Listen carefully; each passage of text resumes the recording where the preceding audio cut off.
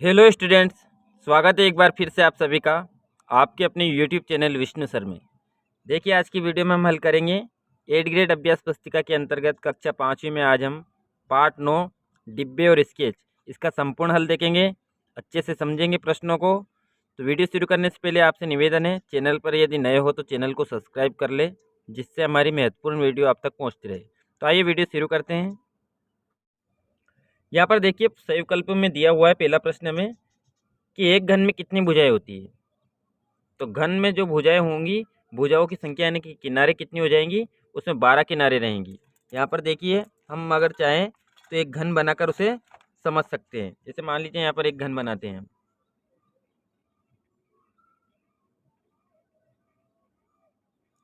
अब इसमें 6 सतह होती है, यानी कि 6 फलक होते हैं, ऊपर नीचे दाएं बाएं यानी कि बगल में साइड में और सामने और पीछे। इस प्रकार 6 सतह होती है और 6 सतह पर कितनी किनारे हो जाएंगी, कितनी भुजाएं हो जाएंगी, यहाँ पर 12 भुजाएं हो जाएंगी। तो हमारा डी राइट आंसर हो जाएगा। अगला देखिए,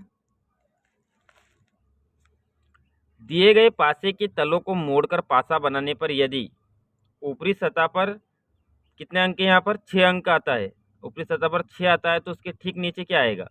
तो देखिए, यहाँ पर 6 अगर आता है तो उसके ठीक नीचे रहेगा हमारा 2, यानी कि इसमें भी डी राइट आंसर होगा। ऊपर 6 रहेगा तो नीचे कितना हो जाएगा, 2। इस प्रकार इसको घेरा भी करना है हमें डी को। प्रश्न नंबर तीसरा देखिए, दिए गए नेट से बनने वाली आकृति का नाम है। यहाँ पर देखिए, ऊपर नीचे वृत्ताकार है और बीच में आयताकार है, तो वो कहलाता है हमारा बेलन। तो यहाँ पर सी राइट आंसर होगा। प्रश्न नंबर चौथा देखिए, दिए गए नेट में से घन का नेट है। तो देखिए, दिए गए नेट में से घन का नेट, अब घन में 6 सतह होती है, तो देखिए यहाँ पर जो ए होगा वो हमारा सही उत्तर होगा। यहाँ पर घन का नेट कौन सा हो जाएगा, ये वाला। कितनी सतह होगा, 1 2 3 4 5 6, तो ये हमारा राइट आंसर होगा। प्रश्न नंबर पांचवा देखिए, दिए गए चित्रों में से कौन सा चित्र एक पासे का चित्र हो सकता है। तो पासा का चित्र देखिए, यहाँ पर घन पासा कौन सा, जिसमें हम डाई, जिसके इंग्लिश में डाइस बोला जाता है, पासा घन को बोला जाता है। तो यहाँ पर देखिए, सी वाला जो चित्र होगा वो एक पासे का चित्र होगा। इस प्रकार सी हमारा राइट आंसर होगा।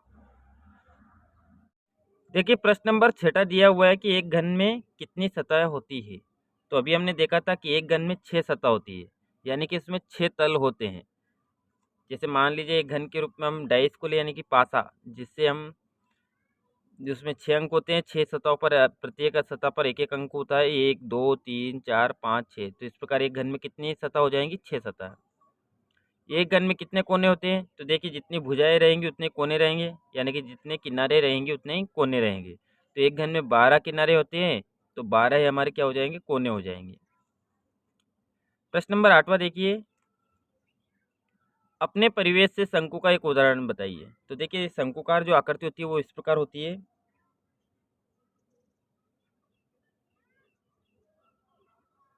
ये हमारा शंकु कहलाता है। तो इस प्रकार की आकृति हमें कहाँ देखने को मिलती है, तो जो आइसक्रीम का कोन होता है, कोन वाली जो आइसक्रीम होती है, वो इस प्रकार की आकृति है हमारे परिवेश में। और जन्मदिन की जो कैप होती है, जन्मदिन की टोपी जो होती है, वो भी इसी आकार की होती है, शंकु आकार। तो इस प्रकार हमारे दो उदाहरण, एक उदाहरण लिखना था हमें, यहाँ पर दोनों में से कोई भी एक उदाहरण आप लिख सकते हैं। प्रश्न नंबर 9 देखिए, एक बेलनाकार आकृति खोलने पर बनने वाली आकृति बनाइए। तो देखिए, जब बेलन को खोलेंगे तो उसमें दो हमें ऊपर और नीचे, जैसे मान लीजिए बेलन को जब खोलेंगे तो ऊपर नीचे क्या रहेगा, वृत्त रहेगा, और बीच में से हमें क्या प्राप्त हो जाएगा, एक आयताकार। तो इस प्रकार बेलन को खोलने पर बनने वाली आकृति इस प्रकार रहेगी। प्रश्न नंबर 10वां देखिए, एक घन का चित्र बनाइए। तो देखिए, घन में 6 सतह होती है, ऊपर की सतह ये वाली नीचे की सतह हो जाएगी, ये दोनों बगल वाली यानी कि साइड की सतह हो जाएंगी, और ये सामने की सतह है और वो पीछे की हो जाएगी। तो इस प्रकार यहाँ पर 6 सतह वाला हमें एक घन का चित्र बनाना है। प्रश्न नंबर 11वां देखिए, दी गई आकृति को मोड़ने पर बनने वाली आकृति का नाम बताइए। तो देखिए इस आकृति को अगर मोड़े हम तो कितने सतह होंगी इसमें, 1 2 3 4 5 6। तो इस प्रकार अगर इसको मोड़कर बनाई गई आकृति बनेगी तो उसका नाम क्या हो जाएगा, घन। यानी कि दी गई आकृति को मोड़ने पर एक घन का चित्र बनेगा। प्रश्न नंबर 12वां, यहाँ पर दिया हुआ है कि आकृति इस प्रकार की आकृति है जिसमें 1 2 3 4 तो हमारे त्रिभुज है और अंदर एक वर्ग है। तो इसको मोड़ने पर बनने वाली आकृति बनाइए।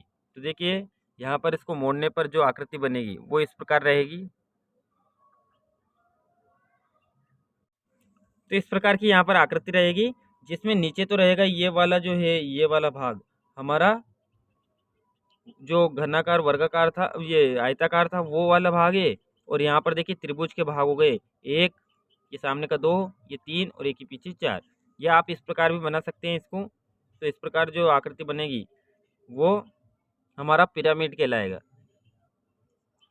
प्रश्न नंबर 13वां देखिए, दी गई आकृति में कितने त्रिभुजाकार सतह है। तो अभी हमने देखा था जो इसका नेट था उसमें कितने त्रिभुज थे, 4 त्रिभुज थे। तो यहाँ पर देखिए एक वाला भाग त्रिभुज ये हो जाएगा, एक ये हो जाएगा इसमें त्रिभुज, एक इस वाला भाग में त्रिभुज रहेगा और एक ये पीछे त्रिभुज रहेगा। तो इस प्रकार कितने त्रिभुज रहेंगे इसमें, 4।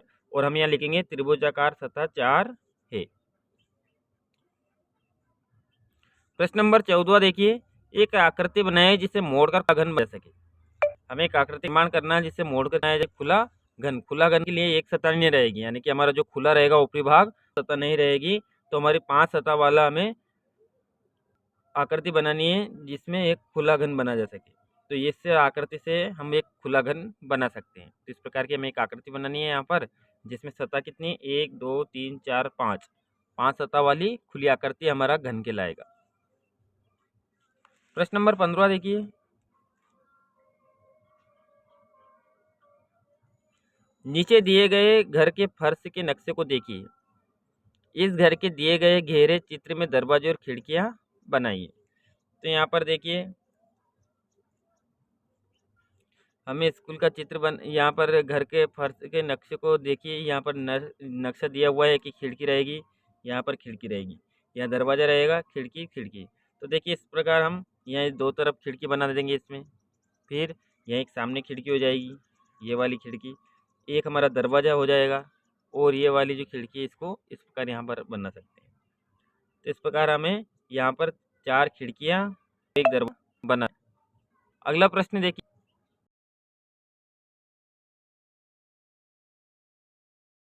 प्रश्न नंबर 16 देखिए। यहाँ पर दिया है कि नीचे दिए गए मॉडल को बनाने के लिए कितने घनों की ज़रूरत होगी। अब देखिए यहाँ पर कितने घन की ज़रूरत होगी। अगर ये मान लीजिए यहाँ पर घन पूरा होता ही, ये खाली जगह नहीं होती। यहाँ पर देखिए सबसे पहली वाली लाइन में 7 हो गए हमारे, फिर इस लाइन में देखिए ये वाला कम हो गया, 5 कम हो गए, इसमें 3 कम हो गए, इसमें 1 कम हो गया। तो इस प्रकार अगर ये कम नहीं होता तो हमारा क्या होता सूत्र, घन का जो घनों की जरूरत होती है 5 गुणा 5 गुणा 5, कुल 125 घन हो जाते हैं। हमारे घनों की संख्या कितनी हो जाती कुल 125। लेकिन ये कम होते गए। तो यहाँ पर देखिए कितने कम हुए, 1 2 3 4 5 6 7, यानी कि एक लाइन जो है हमारी पूरे 7 खानी चाहिए हमें। तो 7 का गुणा 1 में कर देंगे, कम करेंगे क्योंकि इतने कम है तो माइनस करके 7 गुणा 1 कर दिया। अब इस लाइन में देखिए यहाँ पर कितने कम है, 1 2 3 4 5, कितने लाइन हम चाहिए थे 5, ये वाली 1 और 2। तो इस प्रकार 5 में 2 का गुणा कर देंगे। फिर इसमें देखिए कितने घन कम है, 1 2 3 कम है। कितनी बार, 1 2 3, तो हम 3 में 3 का गुणा कर देंगे। और यहाँ पर एक घन की ज़रूरत है कितने में, 1 2 3 4 में, तो 1 का गुणा 4 में कर देंगे। अब देखिए 125, 5 25 25 पंजे 125 घन, 7 एकम 7, 5 दूने 10, 3 त्रिया 9 और 4 एकम 4। तो इस प्रकार देखिए माइनस माइनस वाली को हम जोड़ेंगे तो कितना कम करना था हमें 125 में से, तो 9 4 13, 13 10 23 और 7 30, 30 घनों को हम कम कर देंगे 125 में से, क्योंकि यहाँ पर 30 घन कम है। अगर ये पूरा डाइस होता पूरा तो यहाँ पर कितने होते हमारे 125, लेकिन यहाँ पर छोड़ दिए गए, कितने छोड़े वो 30। तो इस प्रकार 125 में से 30 को कम करेंगे कितने प्राप्त होंगे, हमें 95 घनों की ज़रूरत होगी।